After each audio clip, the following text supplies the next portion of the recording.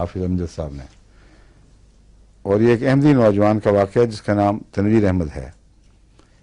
ان کو کہتے ہیں 1 جولائی 1995 کو ایک کار کے انتہائی خوفناک حادثہ پیش آیا، ایک کار کا انتہائی خوفناک حادثہ پیش آیا جس کے نتیجے میں بائیں آنکھ، جبڑے کی ہڈی اور دماغ سخت متاثر ہوئے۔ اس پر کہتے ہیں میں نے آپ کی خدمت میں فوری اطلاع بھی کی دعا کے لیے اور یہ نسخہ بھی مانگا۔ ڈاکٹروں نے آنکھ کے متعلق کہا کہ 80% بینائی اب کبھی واپس نہیں آئے گی، میکسیمم جو ہم دے سکتے ہیں اس کو 20% شفا کا امکان ہے۔ دماغ کی چوٹ کے بارے میں کہا کہ کم سے کم 3 ماہ بستر سے نہیں اٹھ سکے گا اور ہسپتال میں 6 ماہ تک رہنا پڑے گا۔ ٹھیک ہے، میں نے جو اس وقت ان کو نسخہ دیا وہ جو علامتیں بائیں آنکھ اور بائیں کے حصے کے زیادہ تھی، روٹین کا آرنیکا اور نیٹرم سیلف کو نسخہ دینے کی بجائے آرنیکا، نیٹرم سیلف اور لیکسس ساتھ ملا دی کیونکہ بائیں طرف زیادہ اثر تھا، اور تینوں کو 1000 میں دیا، اور اس کے علاوہ روٹا دی کیونکہ جو چوٹوں کے گہرے اثر رہ جاتے ہیں ہڈیوں پر، خاص طور جس سے فالج کے خطرے ہوں، ان میں روٹا بھی بہت مفید ہے۔ کہتے ہیں کہ آکسیجن لگی ہوئی تھی، آپریشن نہیں ہوا تھا، ہم چوری چوری خوراک دے رہے تھے، لیکن آپریشن کیا جب ڈاکٹروں نے تو انہوں نے کہا، حیرت سے کہا کہ ہمارے سارے اندازے غلط نکلے ہیں، اب ہم کہہ سکتے ہیں کہ 50% آنکھ کے بچنے کا امکان پیدا ہو گیا ہے۔ پھر ان کو اس بات سے بہت خوشی ہوئی اور علاج اسی طرح جاری رہا، دعائیں بھی ہوتی رہیں۔ انٹینسو کیئر سے پھر جو انہوں نے کہا تھا ایک لمبا عرصہ انٹینسو کیئر میں رہے گا، انہوں نے چند دن کے اندر اندر اس کو عام وارڈ میں بھجوا دیا۔ یادداشت بالکل بھول چکا تھا، کھو چکا تھا، اور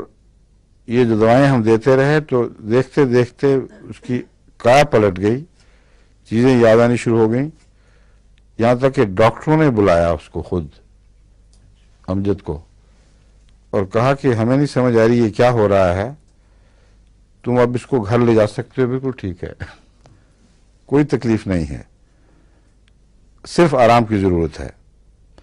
پھر ڈاکٹر نے اس سے علیحدگی میں پوچھا کہ تم خدا کو مانتے ہو، دعا بھی کرتے ہو؟ اس نے کہا ہاں۔ میں نے اس کو سارا سمجھایا۔ اس نے کہا میں عیسائی تو نام کا تو عیسائی ہوں مگر خدا کو نہیں مانتا، لیکن اس مریض کے متعلق میں مجبور ہوں کہنے پر کہ صرف خدا نے ٹھیک کیا، ورنہ کوئی ضرورت نہیں تھی۔ تو نام ہومیوپیتھی کے لگائیں، جو مرضی کریں، اصل تو یہی ہے کہ ہومیوپیتھی میں بھی جو شفا، گہری شفا ہے اور حیرت انگیز ہے، وہ خدا کی پیدا کردہ ان طاقتوں سے ہے جو ہر زندگی کو عطا ہوئی ہیں، اور زندگی کے آغاز سے ہی ان طاقتوں نے رفتہ رفتہ بڑھنا شروع کیا ہے، اور ایسا حیرت انگیز نظام ہے کہ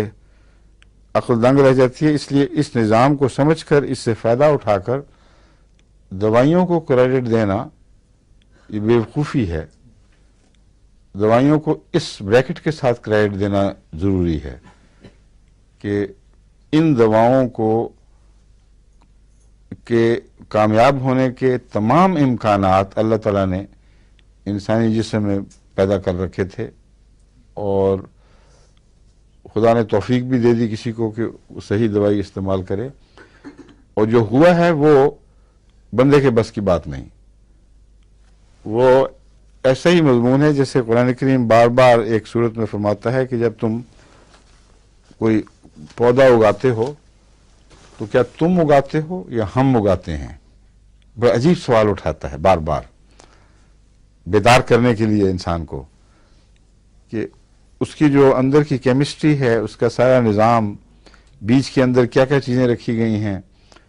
کس وقت، کس موسم میں، کس ٹیمپریچر پر اس کو پھوٹنا ہے، کتنا پانی چاہیے، اور ہوا سے کیسے وہ لے گا چیز خوراک، یہ سارا نظام تو اللہ تعالیٰ نے بنایا ہوا ہے. آدمی تو مٹی میں گھولا ہے نا، اس کو صرف مٹی میں ڈالا ہے، اور تکبر یہ ہے کہ میں نے بنایا ہے. تو اللہ تعالیٰ وہ ایسے مضامین بیان کرتا ہے جس کے اندر بہت گہرائی ہے، اور سوال صرف یہ اٹھاتا ہے کیا تم کرتے ہو یا ہم کرتے ہیں. تو ہومیوپیتھی میں بھی بڑے زور کے ساتھ بڑی قوت سے یہی سوال ہر دفعہ اٹھتا ہے. اور یہ جو نظام ہے اس میں ایک ضمناً بات ایک اور بتاؤں گا، پتہ نہیں میں نے پہلے بتائی تھی کہ نہیں. جس دفاعی نظام سے ہم فائدہ اٹھاتے ہیں اس کے بعض ایسے پہلو ہیں جن کی ان اسپیشلسٹ کو بھی آج تک سمجھ نہیں آ سکی جو اس کے چوٹی کے ماہر ہیں، یعنی طبی رد عمل کا نظام.